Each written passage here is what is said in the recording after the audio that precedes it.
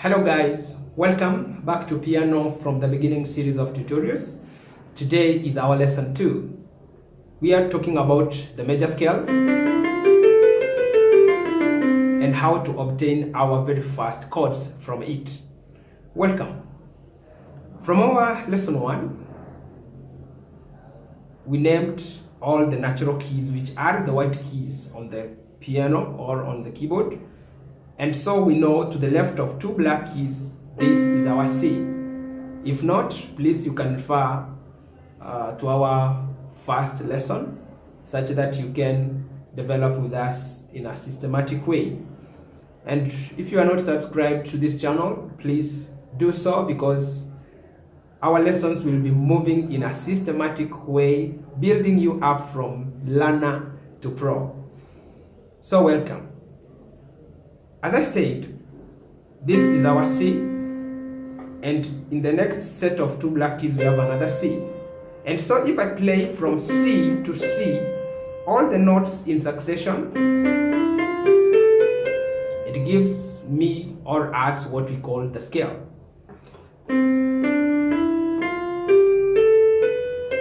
Notice when I'm playing them, I play in a systematic way. In our previous class, again, we had given numbers to our fingers. We said this is finger 1, 2, 3, 4, 5 to the pinky. And so as I play up, I'm playing in a systematic fingering way. 1, 2, 3. Then I have my finger 1 go under the finger 3, such that my F is played by finger 1. Then 2 plays the G, 3 plays the A, 4 plays the B, and finally finger 5 plays the C. And so I can easily play like a 1, 2, 3, 1, 2, 3, 4, 5. So what I'm singing is not scale degrees of the notes, but the finger numbers playing the notes. I repeat again: 1, 2, 3, 1, 2, 3, 4, 5. And in descending, each finger plays where it played in the ascending manner. So 5, 4, 3, 2, 1. Then I'll have my 3 pass over the 2, over the 1. 3, 2, 1. And this scale, you will hear people commonly sing it in solfege or in solfa names. Do, re, mi, fa, sol, la, ti, do, ti, la, so, fa, mi, re, do. So you can practice playing the scale up and down in the right hand and in the left hand as well. So left hand ascending is like right hand descending. They play like 1, then 3 over the 1. And you can do that. This is called contrary motion scale.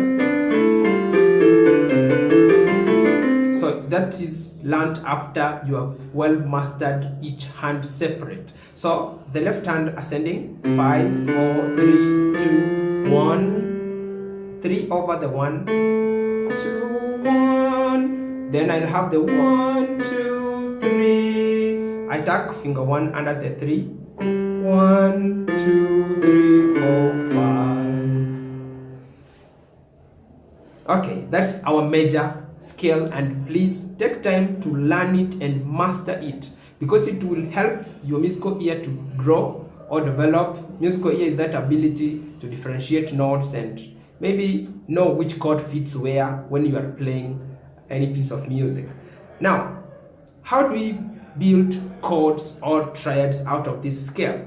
Because scales gives us chords. Chords gives us what we call progressions.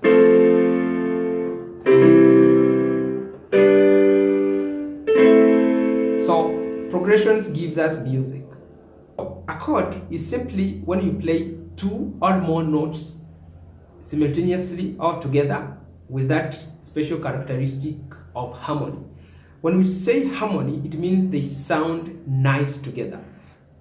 Naturally, if you play any 2 alternate keys on the keyboard, like C and E, or D, F,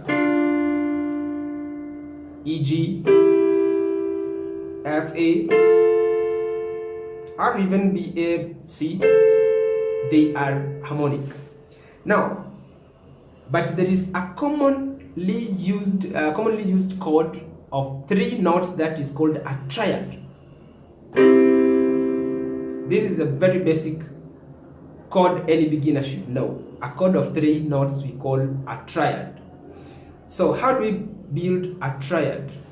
Simply you take any note which is called a root of the triad. For example, I've taken my C, and then I skip the second note and play the third above it. Then skip the fourth and play the fifth. The fifth means it is the fifth from C, the root from where we begin measuring our interval. Interval is the music distance between notes.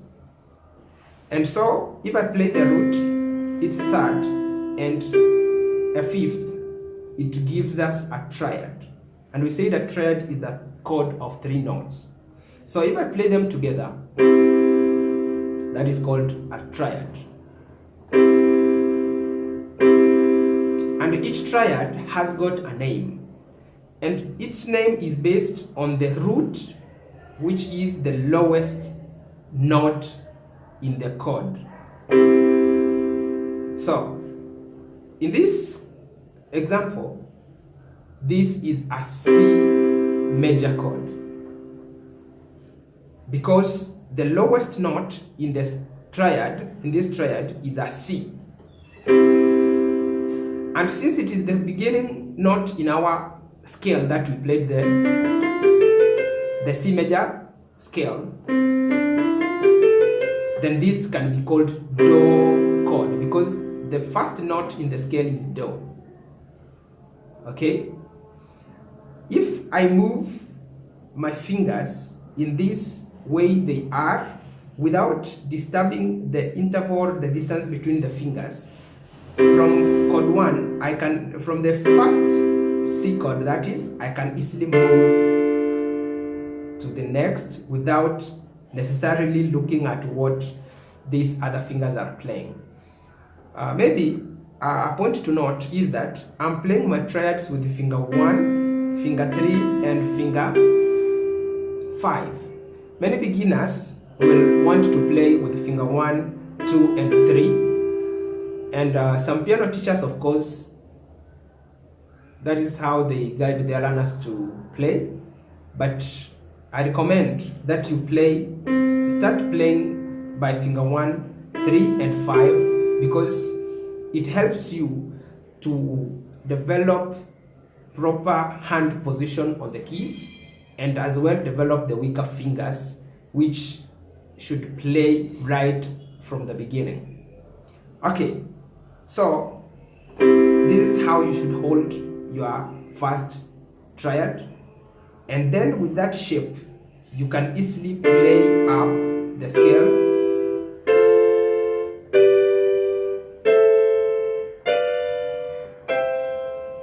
So what I've done, I've simply moved up the scale from the chord 1.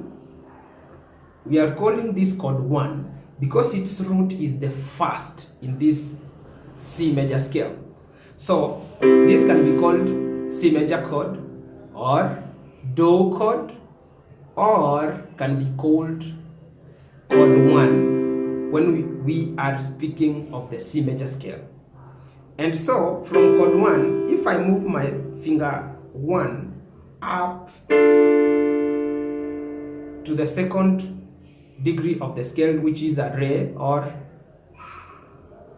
D, then my finger 3 and 5 will be in alternate keys, as we say that triad should always be played, and that gives me what we can call chord 2, or the Re chord. So then I'll move to Mi chord, Fa chord, So chord, La chord, and to the Ti chord, and finally Do chord, which we don't call chord 8. Instead we call it chord 1 again, because it is the C chord based on the Do, which is the tonic, or the home note of the scale, do, in the upper octave. Do, re, mi, fa, sol, la, ti, do. So it doesn't matter where you will play the C major scale, it will still be chord 1, whether played on whichever octave on the piano or on the keyboard. Now, practice ascending and descending in triads. Chord 1, 2, 3, 4, 5, 6, 7, and 1. So, in short, we have only 7 possible triads from the scale. That is chord 1, chord 2, chord 3, chord 4, chord 5, chord 6, chord 7. And then again we begin chord 1 in the upper octave, chord 2, 3, 4, 5, 6, 7 again, chord 1. Okay, so practice that, because you will learn what is called preservation of intervals, the ability to maintain that shape of the hand as you move to any chord, because it will be very handy when it comes to rapid change of chords during real-time playing. And you can practice that in both hands, the left hand also. Now finger 5 will be playing the roots of the chords. That will be chord 1, chord 2, chord 3, 4, 5, 6, 7, chord 1. And you can descend down.